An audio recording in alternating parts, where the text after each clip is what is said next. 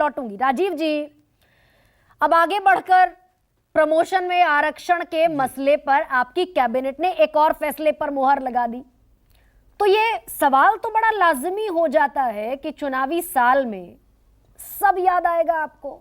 18 बरस नीतीश कुमार बिहार के मुख्यमंत्री रह चुके हैं।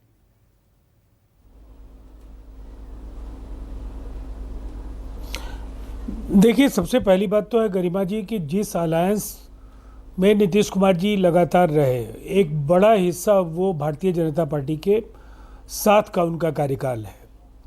और भारतीय जनता पार्टी की जो भूमिका है आज अलग होने के बाद, जिस तरह से जातीय जनगणना पर प्रधानमंत्री जी की हठधर्मिता और लगातार उनके नेताओं के जो विषैले बोल हैं, उससे बिल्कुल साफ है कि बिहार में गठबंधन की सरकार में ये कई कोशिशों के बाद भी संभव नहीं हो पा रहा था, जब कहीं ना कहीं इन मसलों पर दिखावे के लिए ही सही भारतीय जनता पार्टी सभी दलों की बैठक में तो सहमत दिखती थी, लेकिन पर्दे के पीछे से उनका खेल शुरू हो जाता था, जो आज भी बदस्तूर जारी है। सवाल ये है कि एक फैसला जिसका देश को इंतजार था, लंबे समय से उसकी प्रतीक्षा लोग कर रहे थे, जाति आधारित गणना को सर्वे हमने कह करके कराया, और उस सर्वे के जो नतीजे हैं उससे बिल्कुल साफ है कि भारतीय जनता पार्टी को ये जरूर एहसास हो गया है कि इस मांग को आज पूरे देश ने अपनाया है। उनके सहयोगी दलों में 4 दलों के नेताओं के जो बयान है, अनुप्रिया पटेल से लेकर जो उनके राजभर का बयान है, या संजय निषाद का बयान अभी आपने सुना, और हमारे यहाँ से गए लेकिन जीतन राम मांझी ने भी वहाँ जाकर के वही बात कही है।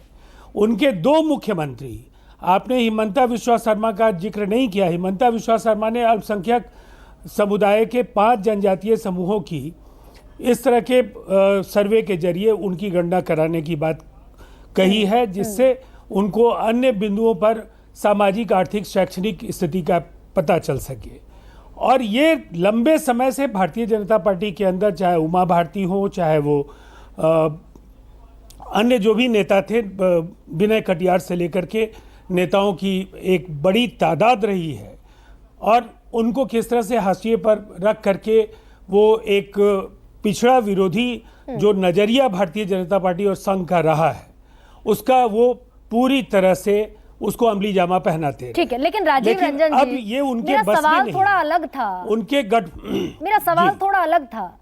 मैं तो कह रही हूं कि नीतीश कुमार 18 बरस मुख्यमंत्री रहे और चुनावी साल में दनादन अंदाज में पेंडोरा बॉक्स खोल दिया।